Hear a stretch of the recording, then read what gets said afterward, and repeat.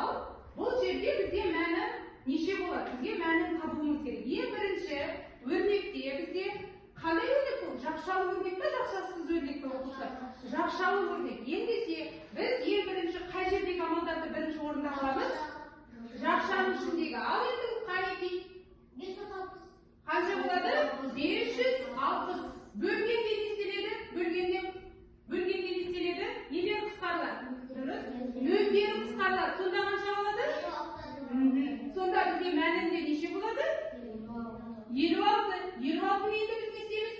Нешеге бөлеміз? Қане ал черновиктерімізді аламыз, тиімді тәсілмен орындап көреміз. Ал 56 шығады дегенде дұрыс айттыңдар. Ал енді оны мәнін тауып көрейік. Бақ, 56-ны 4-ке бөліп көрейік.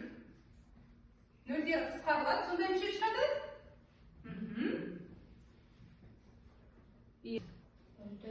Тамаша, кім тапты мәнін? Нияз сұрауға, мәні неше болады Нияз? 14 дейді. Нияздың жауабында кімде жауап шықты оқушылар? Шықты ма сендерден? Қане қолымызды көтереміз. Тамаша, Аружанда шығыпты, өте жақсы. Ал енді оқушылар бізде мәніміз 14 шықты. Енді қараңдар. Сонда бұл жердегі берілген сандардың ішінде бізде кітапқа қараңдар. Қандай кітаптың аты екен біздегі бұл жердегі 14? Қазақ әліпбиі. Өте жақсы. Қазақ әліпбиі. Өте тамаша. Енді оқушылар тамаша, өте жақсы. Ендеше осы қазақ әліпбиі деген кітаптың авторы бізде қараңдар. Біздің Ахмет Байтұрсынұлы қазақ баласына әліпби сыйлаған ұлы тұлға. Әліпби білімнің негізі. Әліпби түзеген ел, білімін түзеген ел деді. Себебі сауат ашу, әріпті таныту, ұлтты оятудың алғашқы қадамы. Ахмет атамыз балалардың оқуын жеңілдету үшін оқу құралының міндеті балаға білімді жеңіл жолмен үйрету деп жазды. Әліппесін жазғанда әр әріпті, әр дыбысты қазақ баласының табиғатына лайықтап түсті. Оның арманы қазақ баласының көзі ашық, сауатты, ойы озық болуы. Сондықтан балаға білім бергенде алдымен оның ойын өсіру керек деп оқытудың басты мақсатын да көрсетті. Ахмет Байтұрсынұлының әліппесі ұлт білімнің бастау бұлағы, сауаттылықтың алтын есігі, қазақ мектебінің алғашқы шамы. Әр әріптің ар жағында Ахмет атаның еңбегі, арманы, азабы мен ұлы мұраты жатыр. Тамаша, міне көрдік оқушылар. Біздегі бүгінгі Ахмет Байтұрсынұлының оқулығы екен. Ал енді оқушылар, сіздерде ChatGPT-дан осы Ахмет Байтұрсыновтың тіл құралы оқулығынан басқа ол кісінің қандай тағы да оқулықтары бар екен? Қанекей ашып көрейікші. Ұялы телефонымызды ашамыз, ChatGPT-ді ашамыз, соның ішінен енді біз соны анықтаймыз. Ол кісінің қандай тағы да оқулықтары бар екен? Мән, жаз. Ал, жазыңдар ал. Ахмет Байтұрсынұлының қандай оқулықтары бар?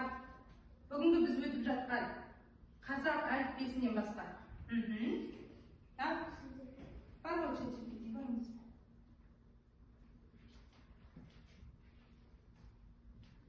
Ал, Қанекей кім тапты? Ал, оқушылар, кім тапты? Ол кісінің қандай оқу құралдары бар екен? Жылдам, кірмей жатыр ма интернетке не?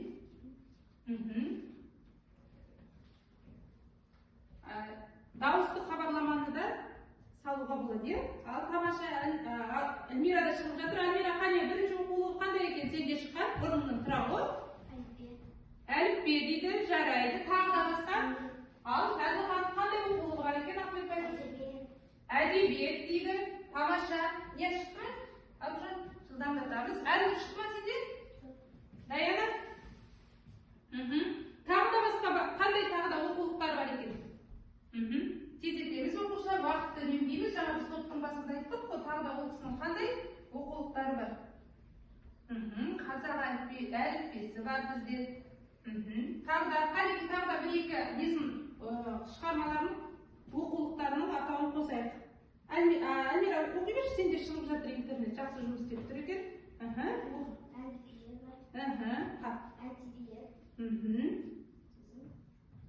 Тағы да қандай бар?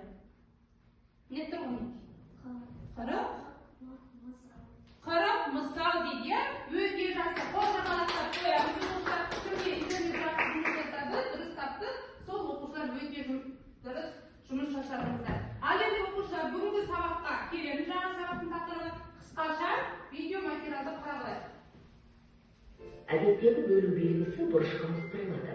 Бөлгішті жазып, қасынан бұрыш түрінде сызба сызылады.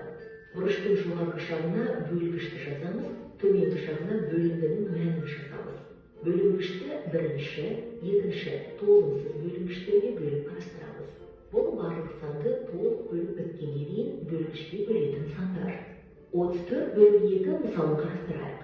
Сандарды бұрышпен бөліп жазайық. Бөліндінің мәніндегі цифрларды анықтаймыз. Бөлгіште неше толымсыз бөлгіш болса, бөліндіде сонша цифр болады. 3 санында 2 неше рет кездеседі? Дұрыс, 1 рет қана. Демек, бөліндіге жазылатын бірінші сан 1. Бөлгішті көбейтеміз, 2 көбейту 1, 2 санын аламыз. Шыққан нәтижені бөлгіштің бірінші саны 3-тің астына жазамыз және баған түрінде азайтамыз. Яғни 3-тен 2-ні азайтамыз, 1 шығады. Біз көріп тұрған сан бөлгіштен кіші 4-ті түсіреміз. Ойланайық, 14 санында 2 неше рет кездеседі? Дұрыс, 7 рет. Бөліндіге 7-ні жазамыз. Көбейтіндіні 14, 7 көбейту 2, 14 санының астына бағанға жазамыз. 14-тен 14 азайтамыз, тең 0. 0-ді бірліктердің астына жазамыз. Сонымен баған түрінде жазбаша бөлудің мәні тең 17. Түсінікті ғой, оқушылар, қысқаша сіздерге ақпарат. Енді мен сіздерге тапсырма беремін. Қазір барлығымыз бірге тапсырманы орындайтын боламыз. Қанекей, енді дәптеріңізді ашамыз да, осы видео ақпарат бойынша біз қазір тапсырмаларды орындайтын боламыз. Ал ашамыз дәптеріңізді. Мен мына жерге тапсырманы жазайын. Қане, бәрімізде бағанда пысықтайық. Бағанда жазайық. Яғни бағанда жазған кезде ол бұрышталып жазылады. Бізде 80, қане бөлудің компоненттерін есімізге түсірейікші балалар.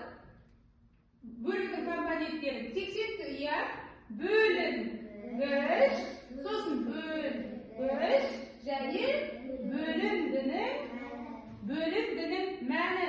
Өте жақсы оқушылар. Ең бірінші, енді біз бөліндінің мәнінде неше таңбалы сан тұрады, біз анықтап алайық. Қараңдар оқушылар, енді бірінші сан бізде 8-ге, біздегі бірінші ондық 8. 8 7-ге бөліне ме оқушылар? Қалай білесіңдер? Яғни 8 7-ден үлкен бар. Қалай білеміз? Үлкен, иә? Ендеше біздің бөліндінің мәнінде 2 таңбалы сан тұрады. Ең бірінші біз 8-ден аламыз. Қане менімен бірге қайталап жазып отырыңдар сіздер де балалар. Черновикке жазып отырамыз, сосын дәптерге тазалық көшіреміз. Енді оқушылар, 7-ні көбейту кестесін бізге есімізге түсіру керек. 7-ні көбейту кестесінде 8 бар ма? Жоқ. 8 жоқ. Одан кіші қандай сан бар? Одан кіші қандай бар? 7 бар.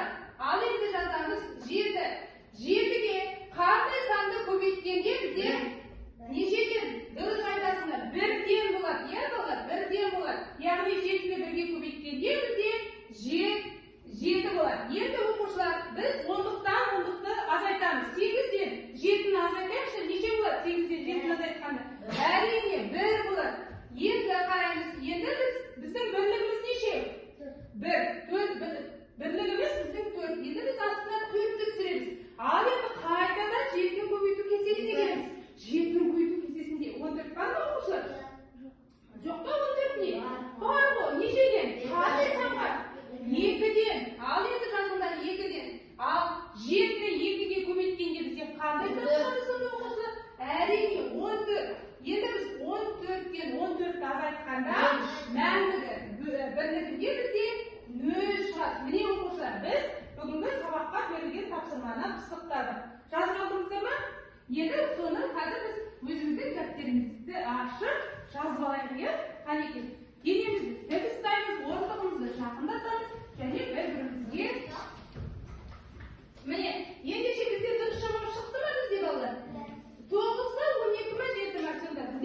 12 dürüst cevap çıktı. Al defterge açıp yazıp alamız bağlandığı bölüdü.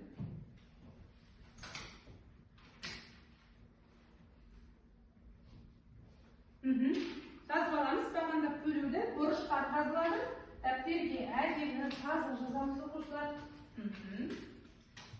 Тамаша оқушылар.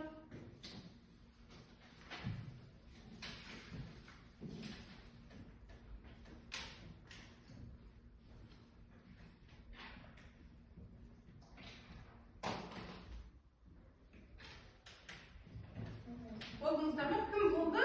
Қаламды партаның үстіне қоямыз. Парта